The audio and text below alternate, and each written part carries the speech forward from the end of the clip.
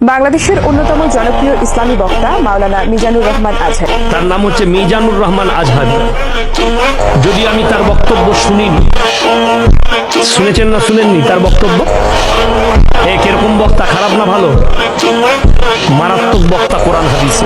আমাদের এক হুজুর মিজানুর রহমান আজহারী তো অনর্গল ইংলিশে বক্তব্য দেন। সুবহানাল্লাহ, মাশাআল্লাহ বলে। এক মিজানুর রহমান আজহারী সাহেব যে স্টাইলিশ করে, যে সুন্দরভাবে ইংলিশ বলে, যে স্মার্টলি বলে, এর